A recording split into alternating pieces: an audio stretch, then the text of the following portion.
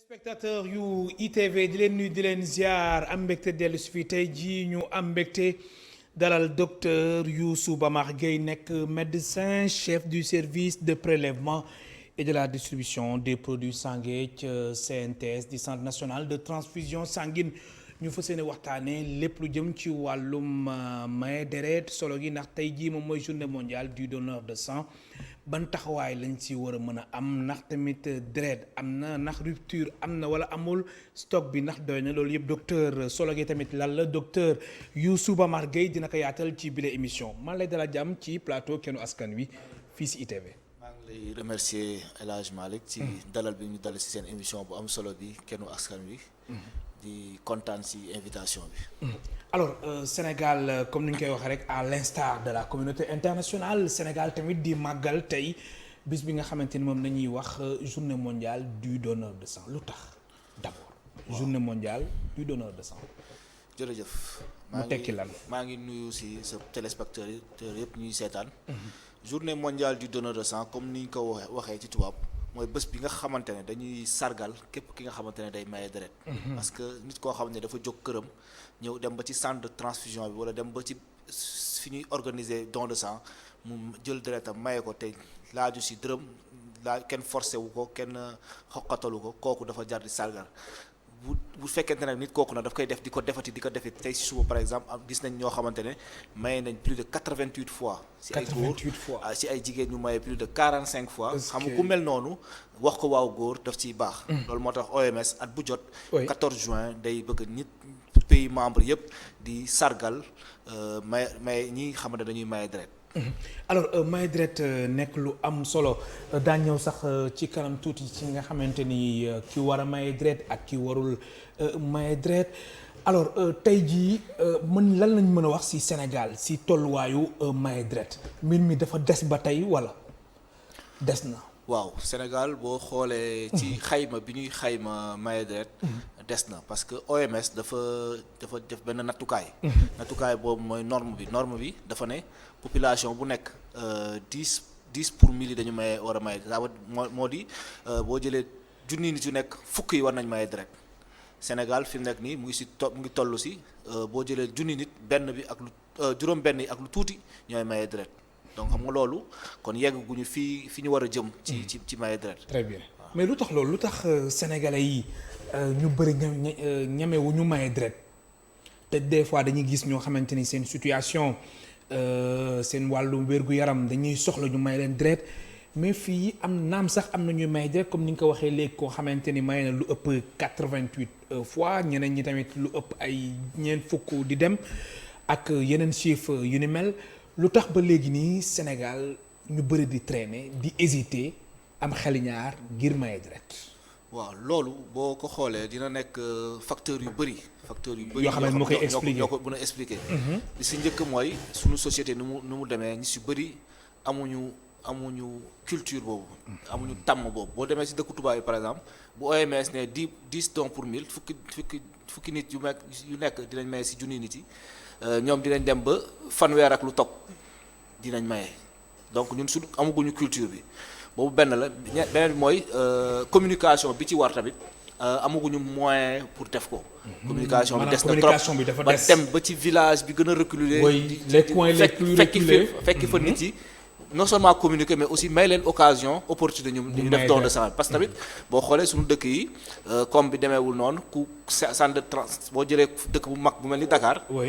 centre national de transfusion moo fi am fu ñu mun a maye deret hôpital principal ak Roi Baudouin te Dakar boo xoolee dem na ba Sangalkam dem na ba Bargny et cetera donc ñi dëkk zone boobu il faut que ñu bu ñu dul déplacé wu. ba foofu fekk am ak cawarte. voilà accessible. la ñuy woowee accessibilité géographique. loolu bu amee dina yomb loolu Dakar la pour te dire boo demee ci région yaa gis nit ki fu mu dëkk ak. fi ñu mun a maye deret dina mettre ay téeméeri kilomètres xam nga ku mel noonu du musa nekk en contact ak don de sang. benn situation mooy tax ñu nekk en contact ak don de sang mooy mbokkam feebar mu dem hôpital ñu demandé ko rek sa mbokk bi pour mu maye pour mu am deret il faut nga may ko deret wala yu mel noonu si lay mun a nekkee en contact ak don de sang alors que kooku amaana yàlla mayoon na ko wér-gu-yaram nekkoon na jeune ba war a mën a maye deret mais du mus a am opportunité bi pour maye donc c'est à la fois benn problème de communication mais aussi problème accessibilité géographique des structures de transfusion sanguine. très bien ma fàttali suñu mbokk téléspectateurs yi ñu ngi dalal docteur Youssou Bamar Gueye nekk médecin chef du service de prélèvement et de la distribution des produits sanguins ca CNTS di centre national de transfusion sanguine nekk fii ci Fann alors docteur gis nga maye deret naam sax am na solo loolu kenn werantewu ko alors ci xayma ñaata nit ñoo ñàkk seen bakkan yéen yi nga xamante ni yéen a yëngu ci wàllum yooyu nga xamante ni manqué deret moo ko waral te gisuñu ku leen may deret. waaw loolu dina faral di am. mais xayma bi dina jafe. peut-être dañ koy takk rek ci ay structure parce que boo xoolee jigéen yi wasin di ñàkk seen bakkan boo jëlee téeméer yi ñaar fukki ak lu tab saignement moo ko andi te ku ne saignement ne manqué deret donc bu ñu ko jàppee foofu ça veut dire que ne manqué deret boobu mun na bokk ci li nga xamante ne mun na faat jigéen boo xam ne day wasin ba ñàkk ci bakkanam manqué deret te duñu gis ku leen voilà wàllu ci wala fànn boobu deret bi yéex a jot ñu jeexee jot wala yu mel noonu beneen bi mooy coût bi ñu mën a évaluer mooy nit ki temps bu mu mun a perdre ci hôpital bi par exemple nit ku am cancer par exemple mu def première fois une chimiothérapie wala soxla mu transfuser ko amul deret ba mu mot ay fan loolu mu fayoon pour ñu defal ko transfusion chimiothérapie boobu daf koy ñàkk ndax dotul am deret bi dégg nga non seulement ça dina gën a durer ci hôpital bi wala nit ku ñu war a opérer mu war a def ñaari fan ci hôpital bi toog fa juróomi fan wala juróom-benni fan wala semaine ndax amul deret bi ñu ko war a defal balaa ñu koy opérer yooyu yëpp day am donc coût yi dañoo bëri dafa am coût économique mais am na coût boo xam ne ci seen santé wala seen dund sax lay impacté donc coût yooyu yëpp boo ko boolee da ngay xam ne maye deret lu am solo la ci askan. très bien alors maye deret nekk lu am solo ci askan bi docteur Youssou Bamar Gueye kan moo war a maye deret ndax tamit du nit ku jug rek moo war a maye deret ndax yéen ñi nga xamante ne yëngu ci wàllu wér-gu-yaram xam ngeen ni nit koo xamante ni moom yelloo na war wér-gu-yaramam may na ko ngir mu maye deret wala tamit mayu ko ngir mu maye deret. waaw maye deret boobu dafa am ay critères. li si njëkk mooy critère légal bi mooy yow ndax sa at may na la nga mën a maye deret pour nga mën a maye deret il faut nga am say at. il faut nga am 18 ans. fukki at ak juróom-ñett. waaw ak beneen critère boo xam ne ñun ñoo ko fixé mooy c'est benn critère médical boo xamante ne il faut si at la ba tey il faut nga bañ a weesu 60 ans.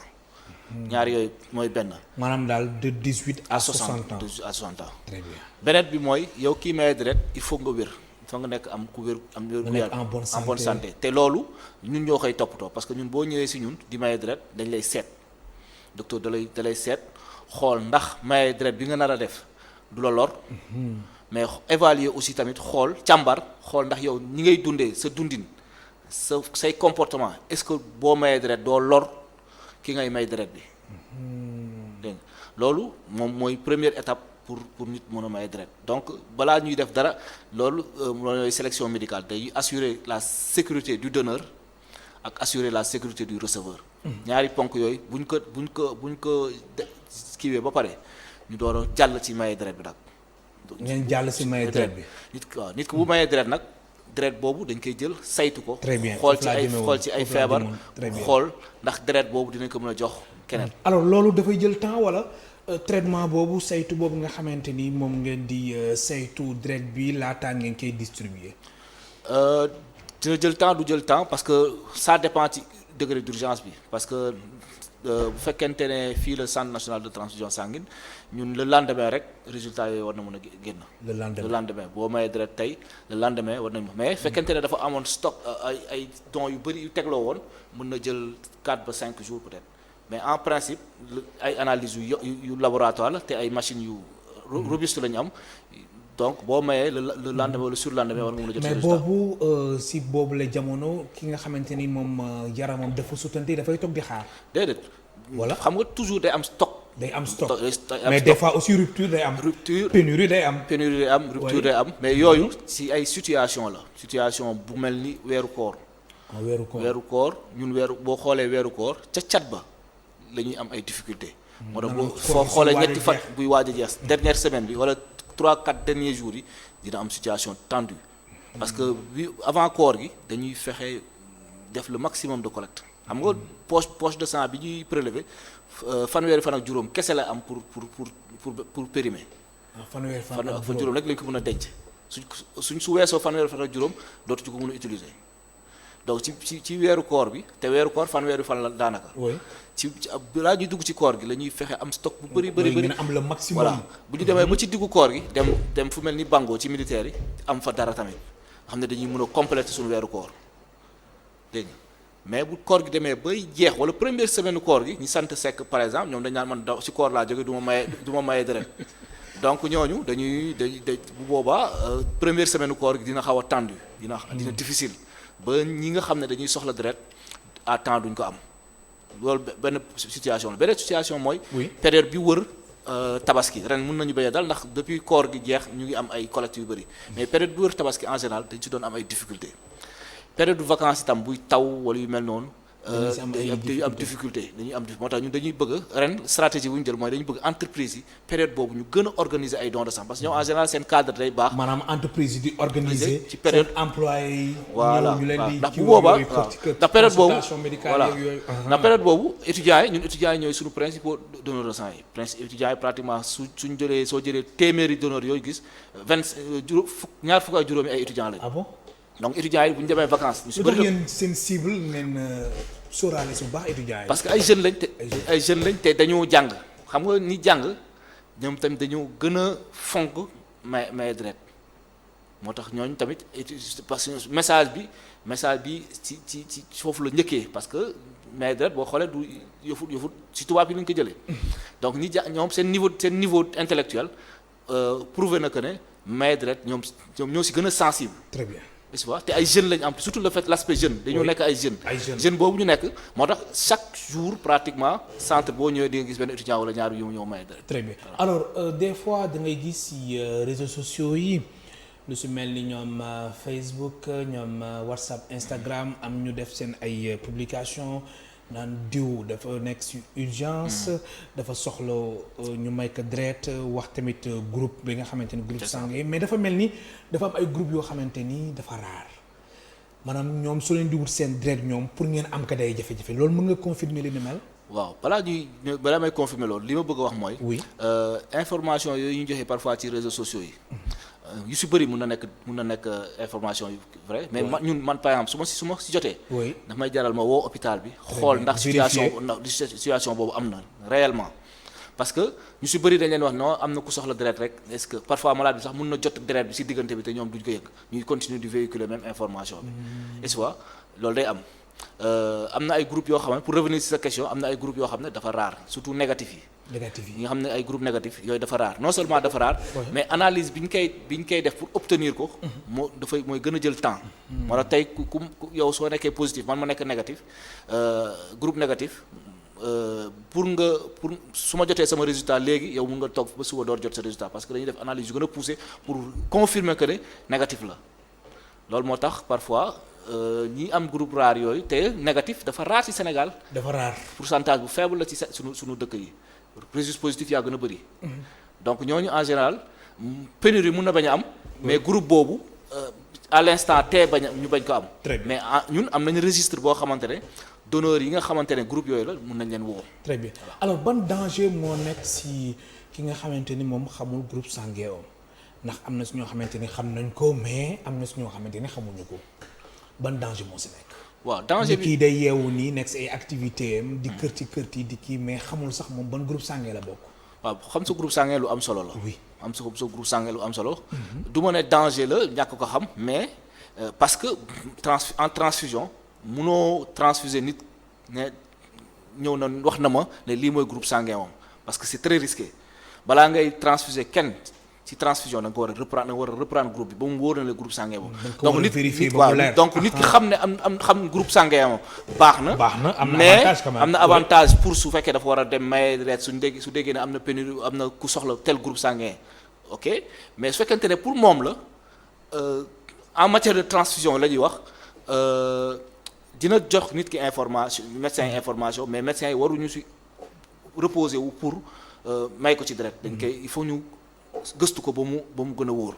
parce que en transfusion moom noonu la. balaa ngay transfuser nit permis de conduire yu bees yi dañ lay laajaale aussi. man personnellement même boo andee permis ne man sama groupe sanguin lii la si permis bi dama koy reprendre. parce que transfusion dafa risqué waaw parce que loolu mooy risque immunologique yooyu mooy principe pour risque si transfusion. kon ñàkk vérification boobu mën na am ay conséquences. yu doy waar mën na am conséquence comme lan par exemple. parce que ñu transfuser ko mu bañ a efficace wala ñu transfuser ko mu am ci ay problème réaction transfusionnelle. alors docteur Youssou Bamar Gueye nekk tey suñu gan ci émission Kenu Askan Wi moom médecin la chef du service de prélèvement et de la distribution des produits sanguins ci CNTS di Centre national de transfusion sanguine alors docteur ku maye deret yan anam la war a mën a nekk xam nga sànq laaj naa la kan ma war a mën a maye deret mais des fois version yi dafay bëri ñu ni kuy maye deret da nga war a ndekki wala waroo lekk soo mayee pare ngay lekk alors lan nga ci mën a leeral. waaw loolu question bu am solo la parce que question boobu xam nga avant maye deret dañ ko jàpp analyse yi ñu ci def moo taxoon ñu doon wax waroo lekk mais tey fi xam-xam bi toll. li gën mooy nga lekk ba suur. wala ngay lekk ba suur ñëw maye deret. naan sa ndox wala naan dal bëgg daal macha allah. ñun sax boo ñëwee dañ lay proposer ndox nga naan moom moo gën terewul ñun boo mayee ba te pare dañ la joxaat benn collation boo gën a dëgërloo. mais li gën daal mooy nga lekk. lu gën daal moo nga lay alors jamono ji Sénégal fan la toll tey la su ma jumulee 14 juin talaata fukki fan ak ñeent su weeru juin ndax deret wàllum stock doy na fi wala ba tey yéen a ngi sàkku ndax des fois dañuy gis ngeen di def ay alerte di yëglu di wane nii si situation bi dafa tendue am na rupture wala pénurie jamono ji lan la tey ji tembe. bon ñaari situation la. situation Dakar ak situation à l'intérieur du pays. oui d'abord à Dakar. je préfère à Dakar actuellement on a un stock suffisant. doy na pour xam nga stock bi. stock bi y a deux choses. oui stock bi dafay périmé. stock bi dafay day koy consommer. am nañ pratiquement plus de 1500 à 2000 poches au centre de transfusion sanguine. jamono à l'instant T. très bien fi may wax ak yow. am na solo te am nañ yaakaar nañ am ay collecte d'ici un mois pratiquement suñu calendrier fees na parce que appel au don bi gars yi defoon juste après Korité bi moo ñu topp ba léegi. mais toujours que dañu war di continuer di planifier fexe période yi nga xam ne day am difficulté. mooy nawet bi di ñëw waajal ko waaw parce que nawet bi ay collecte yu bëri dañ koy annuler parce que fi ñu koy defee day am problème ndox wala yu mel noonu. donc période boobu moo tax ma la wax sànq ne entreprise yi bu ñu mënoon caler seen période de don de sang yooyu nga xam ne ñoom boo demee si ñoom en général c'est ay salles yu baax lay nekk et cetera contrairement aux associations nga xam ne ci koñ yi lay nekk mun nga bañ a am salle bu baax et cetera entreprise yi période boobu suñu mënoon di may ay collecte dina baax trop suñu. très bien alors wax nga léegi Dakar mais à l'intérieur du pays su si xayma si yeneen région yi nga xamante ni yeneen fukki région ak ñett yi nga xamante ni ñoo nekk si dëkk bi foofu situation bi lan la joxe. bon à l'intérieur du pays situation bi moom boo xoolee lu tax muy difficile ñoom hôpitaux yi xam nga hôpital faj moo tax ñuy wax. mooy mission. léegi ñun si région yu bëri région yëpp daanaka. banque structure de transfusion yi ci hôpital bi lay nekk léegi hôpital bi du am assez de moyens de communication ak assez de moyens de déplacement pour organiser ay collecte de sang ci biir région bi loolu moo tax ñoom en général ñuy gën di am ay pénurie de sang mais xam nga centre de transfusion moom liggéeyam yëpp bu xëyee suba ba ngoon jot ut deret ak nu mu ko defaree ak nu mu ko séddalee. su loolu daal ngeen di nekk. moo tax fi nga ni am na loi bu ñu voté woon en 2021. la loi sur la transfusion. dafa ne loi bi dafa ne dañuy créer ay centres régionaux de transfusion sanguine. très bien centres yooyu ñoom bu boobaa ñoom ñooy nekk ay relais wu centre de transfusion ñoom tamit seen liggéey yëpp don de sang ak fexe ko defar mun ko jox hôpitaux yi mais tant que hôpitaux yi ñoom ñooy gérer seen bokk don de sang day jafe soit dañuy naan ku feebar na ku soxla deret na mbokkam ñëw maye. te loolu du lu gën du meilleure stratégie bi parce que don de sang dafa war a nekk lu volontaire wala du ñu mën a communiquer assez ak wala ñuy transférer malade yi Dakar ñaari yooyu lay nekk. ñaari yooyu lay nekk waaw. donc moo tax ñun bi ñu càmbaree loolu centre de transfusion ak suñu autorités yi loolu la ñu proposé nañ fexe région bu nekk am centre régional de transfusion am bu région bu nekk amee centre régional de transfusion am moom liggéeyam nekk uti deret di ko séddale ñu ngi ci fi mu ne nii bu Matam bi tabaxoon nañ ko ba pare bu Louga bi mu ngi ci yoon Kaolack ak Kolda tamit ñu ngi ko doon jéem a commencer mettre en place. mais loolu lan lay jur aussi lu ñuy wax décentralisation des soins wala. non xam nga soins yi sax les soins sont déjà décentralisés. Oui. Mais le fait que transfusion bi soit extirpé des hôpitaux. Très bien. mu génn si parce que du prérogative hôpitaux transfusion. du prérogative hôpitaux yi. waaw ñoom don de sang du seen liggéey ñoom fekk donc dañu war a fekk da nga war a ñëw soxla deret hôpital bi bind yónnee si centre de transfusion ñoom ñu jox la sang. te loolu dafa am ay gàpp yu muy def seen liggéey yéen.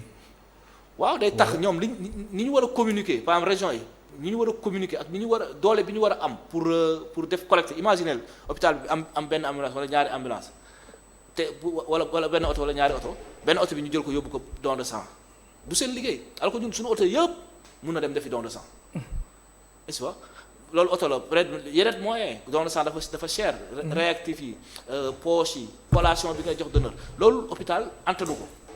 hôpital attanu ko. Très bien alors ñu gis ni CNTS centre national de transfusion sanguine ñi nga xamante ni ñu leen di solliciter bëri na lool macha allah alors yéen seen liggéey nan la est-ce que am ngeen moyens yu doy ngir mën a fexe ba jàmmarloo ba faire face ak demande yi nga xamante ni fu nekk lay jógee. Bon moyen moom xam nga nous sommes dans un pays à faible ressource revenu. Oui. Donc moyens yi moom du mus a doy mais ñu ngi jéem a satisfaire besoins yi bëri na parce que Dakar li fi nekk ci structure de santé bëri na privé comme public donc ñun suñu rôle mooy fexe am sang tout le temps te di ko distribuer li nga wax sànq moo ci nekk parfois nga am rupture wala pénurie bu amee nga communiquer.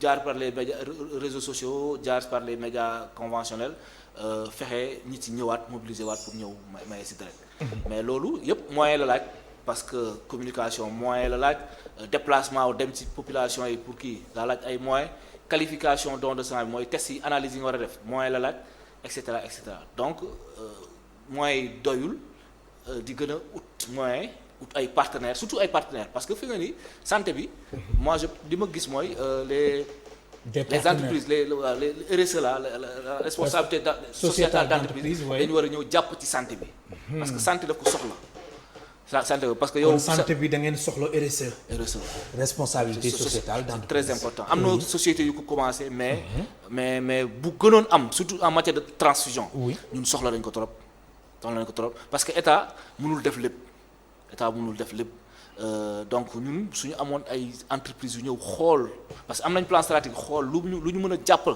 ci suñu plan stratégique pour gën a développer la transfusion je pense que loolu lu am solo la ci en matière de pour dimbali population yi parce que ñun lépp lu ñuy def rek ci population yi lay delluwaat ci population la ñuy jëlee suñu matière première suñu matière finale ci population yi lay dellu. Très bien alors ñu gis ni am na ay patients yi nga xamante ni ay malades yi nga xamante ni. dañuy nekk ci hôpitaux yi manqué deret mais des fois dafay am benn li nga xamante ni malade bi wala accompagnant yi ñoom duñ ko mën a comprendre ndax ñoom médecin bi mën na leen expliquer que ni yéen la ñuy xaar waa CNTS ñoom aussi ñu jàpp ni mbir mi dafa war a mën a gaaw alors na ngeen di mën a def ngir dalal xel ñi nga xamante ni ñooy patients yi wala malades yi naka noonu accompagnant yi ndax foofu day am benn manque de communication bi nga xamante ni dafay am ci structure sanitaire yi. waaw loolu day am souvent te c'est regrettable parce que en général malade bi dañ koy mbokk malade bi dañ leen di ping-pong. ngeen baal ci terme bi demal centre de transfusion. ñëwal fii donc sànq rek bi bay ñëw rek même cas bu leen lool. en fait centre de transfusion. du liggéey ak malade. centre de transfusion structure de santé lay liggéey. public wala privé. très bien sang bi malade du ko laal mbokk malade du ko laal. structure bi moo koy ñëw jël si. via un infirmier wala ambulancier. mooy ñëw jël ci sang bi centre de transfusion sanguine muy public muy privé. mais oui ma bàyyi la nga daaneel foofu waaye mais ping pong boobu la lu tax. parce que médecins yu bëri xamuñu tamit médecins yu bëri amuñu la bonne information moo tax plateau yi boo leen su invité dañ ciy sawar parce que ñëpp dinañ ko seetaan dinañ ko déglu en fait centre de transfusion si procédure am na ay dëkk yoo xam ne da ngay ñëw gàddu sa saak ñëw joxe ñu jox la sang mais ñun duñu liggéeyee noonu. ñun ñu liggéeyee mooy. hôpital bi ngay jox sang bi hôpital bi moo war a jox malade bi sang bi mu soxla. te pour maanaam yéen accompagnant yooyu amuñ ci accès. amuñu accès sunu distribution. service de distribution ñoom amuñu si accompagnant nag mën na ñëw maye deret bu maye deret dinañ ko jox kayit boo xam ne dinañ xam ne telle personne maye na deret pour dimbali tel malade bien que loolu du sunu stratégie première. parce que lu ñu gën a loon mooy nit ku soxla deret duñ pousse ay mbokkam ne leen dem leen maye pour ñu seen mbokk am deret loolu du lu ñu gënal. bien que nit yu bëri ci situation yooyu mooy nekk premier contact ak don de sang am ñu bëri pour ñu mës a maye deret seen mbokk moo mës a feebar ñu maye loo leen deret xëy na fa la ñuy jógee sax di maye deret tout le temps. très bien alors kon da ngay confirmer lu ñuy faral wax mu nekk la nga xamante ne moom moo di donner du sang c'est donner la vie. loolu moom dafa leer maanaam maye deret dafa am solo sax. ñun boo gisee ñu engagé wu nii sax ci don de sang bi ñu nekk étudiant médecine. dañ lay jox dañ lay confier benn ambulancier ne la demal àndal ak ambulancier bi ngeen def leen outil sang. maanaam nga dem centre de transfusion du am nga dem principal du am. ngeen di va et vient ba sonn ci guddi gi ay boo nekkee stage ay maternité wala yu mel noonu étudiants yi la ñuy wax ñu dem outil sang parce que si seen formation la bokk. nga dem ñëw ñu ne la moom malade décédé na xam nga loolu dara gënu ko naqari. maanaam da ngay wër ba sonn ñëw. voilà ca jamono yooyu c'est ay année 2007 2000 kii yooyu. xam nga yooyu dafa metti moo tax man su ma déggee nit ne dafa bëgg organiser don de sang ñun centre de transfusion voilà dañ ciy xar suñu dëgg suñu génnee nit soxla la deret dañuy def tout pour que mu am li mu soxla parce que xam nañ dañu xam njëriñ ndax su yéexee wala su amul rek leneen mën na ci am mën na ñàkk bakkanam donc c'est ça donc maye deret daal du am solo moo tax ñi fay nekk ñu si bëri dañuy faral di maye deret parce que da nga koy gis parfois dañuy woo 3 heures du matin malade bii kat dañuy xool ndax mu ngi hôpital Pikine par exemple ndax sang am na foofu su fekkee sang am na ñu andi ko ñu ñëw jël si ko nga woote du la fa fekk nga woote wala yu mel noonu pour xool réguler voilà à tout moment nit day soxla deret à tout moment moo tax ñun centre de transfusion 24 heures sur 24 lañu fonctionne 7 jours sur 7 am na ku fa nekk pour mën a distribuer sang bi. très bien. alors lu ñu desee ci ay simili bëriwul docteur Youssou Bamar Gueye nga nekk médecin chef du service de prélèvement et de la distribution des produits sanguins ca CNTS centre national de transfusion sanguine alors beneen li nga xamante ni beneen facteur wala beneen jafe-jafe bi ngeen di faral jànkoonteel mooy ay yenn choc yoo nga xamante ni dafay am wala accident de la route ngi gis am ñu ci ñàkk am ñu ci blessé yu doy waar ñi nga xamante ni dañuy manqué deret ba ñoom daar dañ koy soxla ba ngir ñu mën leen sauver alors cas yooyu yéen nan ngeen koy nan ngeen koy traité. waaw ñun xam nga comme li ma la wax sax ñun hôpitaux yi la ñuy liggéeyal. hôpital bu tëb nañu dañoo soxla deret léegi. ñun suñu stratégie mooy fexe am stock tout le temps fexe am stock boo xamante ne pour urgence yi. waaw am stock boo xamante ne aussi pour malades yi nga xam ne ay programmé lañ ñi nga xam ne dañu leen war a opérer. comme suñu war a opérer nit tey wala àllarba wala ñu mel noonu ñu ne kii tel groupe la ñu fexe am sang boobu préparer ko docteur yi parce que am na structure am na hôpitaux yu bëri dañuy envoyer seen programme opératoire bu ñu envoyer seen programme opératoire ñu préparer leen di leen xaarandi teg fële benn stock boo xam ne pour en cas d'urgence benn femme buy accoucher soxla deret wala yu mel noonu boo xam ne lu jàmp la donc ñaari stock yooyu il faut tout le temps ñu koy équilibrer parfois nga jël fële def fii wala parfois nga kii donc bu si nekk bañ a gaañ moom mu am équilibre am na solo waaw mais bële bu urgence bi moom la ñuy gën a parce que loolu dafa jàmm parce que benn programme opératoire mën nga ko reporter mais malade bu di saigner léegi soxla deret mënoo ko xaar kon loolu day signifier que ni facteur bu am solo la jëm ci wàllum prise en charge des urgences sanitaires. oui bu am solo la parce que sang souvent day soxla day si urgence sanitaire yu bëri surtout yi nga xam ne ay catastrophe dañuy soxla transfusion sanguine. da ngeen soxla transfusion sanguine alors instant yi défi CNTS lan la. comme nee nga sànq wàllum communication bi dafa des wàllum sensibilisation bi dafa des te saa su nekk yéen a ngi sensibiliser yéen a ngi def alerte ngir nit ñi di maye deret. non defi CNTS bu gën a mag bi mooy fexe parce que CNTS solo ci loi bi ñu voté moo uuf région yëpp en matière de transfusion sanguine fexe sang bi di accessible ci hôpitaux yi. saa yu ñu ko soxlawee rek vraiment sang bu am en quantité en sécurité loolu benn la beneen bi mooy jur beneen bi mooy fexe dugal ci Sénégalais yi habitude don de sang fexe yow fekkente ne góor nga ñetti weer yu jot nga jóg ne damay dem maye ji fekkee ne yow jigéen nga ñeenti weer yu jóg nga dem maye ji fexe entreprise yi boole ci seen ay activités don de sang. parce que fekkonte ne entreprise yi am yëpp bu ci nekk ñaari yoon ci at bi di nga maye deret pénurie dootul am dafa ñu planifier ko comme ni ñu ko war a pénurie dootul am n'est-ce pas association yi de quartier yi même chose. donc yooyu daal bu fekk ay stratégie loo xam ne bu ñu ko tegee en place yooyu dina wàññeeku.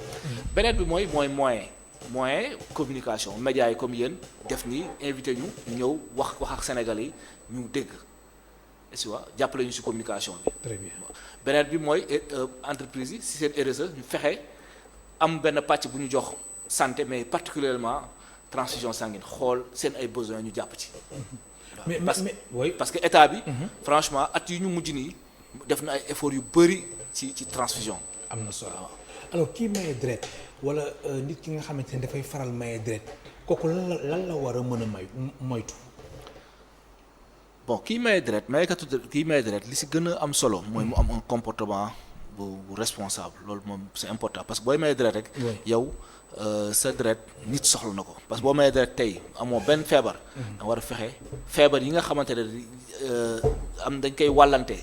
ñu mel ni ay VIH wala yu mel noonu nga fexe lépp li koy wàll lu la ko mën a wàll nga fegu ko nga xam ne feebar yi nga xam ne deret lañ koy wàllante loolu c'est important ci donneur de sang moo tax il faut mu responsable. même bu fekkente yàlla dafa def sax mu am benn comportement bu mu warul am ci diggante bi période boobu mu bañ a maye deret parce que am loolu ñooy auto exclusion. fekkente ne yow da ngay maye deret nga xam ne man feebaroon naa fan yi wala am naa comportement sexuel boo xamante ne waruma ko woon am te loolu mun naa ci jëlee lor ma toog ab diir ñeenti weer door a ñëwaat maye deret parce que loolu c'est important. am na solo alors ñeen amoon ay jafe-jafe ci période du Covid bi ñu bëri doon bañ a maye deret mais situation boobu daf mel ne léegi ça va. non ça va situation Covid bi moom c'est vraiment derrière nous sant yàlla waaw macha allah. jamono jooju metti woon na trop. oui boobu tamit bi mu méttee tamit dañoo teg ay stratégie fexe parce que boobu ñi doon organiser collecte yëpp dañoo éliminer seen ay dons de sang. ñu fexe mettre en place ci biir centre de transfusion ay mesures d'hygiène ak de distanciation physique yu ñu permettre ñuy recevoir nit yi en grand nombre te du am wàllante Covid. loolu daal moo nekkoon suñu chance ba Covid bi impacté wul trop ci don de sang bi. maa lay gërëm baax di la sant sa dernier mot docteur Youssou Bamar Gueye. merci El Hadj kontaan naa trop ci dal ci seen émission bi parce que émission bu am solo la parce que Keno ak askan bi yaakaar nañ ne don de sang ci Keno yi la bokk moo tax ngeen invité ñu moo tax ñu kontaan nañ ci trop. di wax ne don de sang lu am solo la ci askan. di ñaax sénégalais yi ñu continuer di maye deret di ku ko dul woon def mu jéem koo tenter ku ko daan def mu fexe di ko nu ngi ko continuer. très bien maa lay gërëm baax di la sant mu nekkoon docteur Youssou Bamar Gueye médecin chef du service de prélèvement et de la distribution des produits sanguins ci CNTS. di centre national de transfusion sanguine moo nekkoon tey suñ gan ci émission kenn askan wi Ramatoulaye Sall Diop moo nekkoon ci réalisation bi ci caméra yi Cheikh Ahmed Tidiane Diouf ak Angèle Sambou jaa ngeen jëf.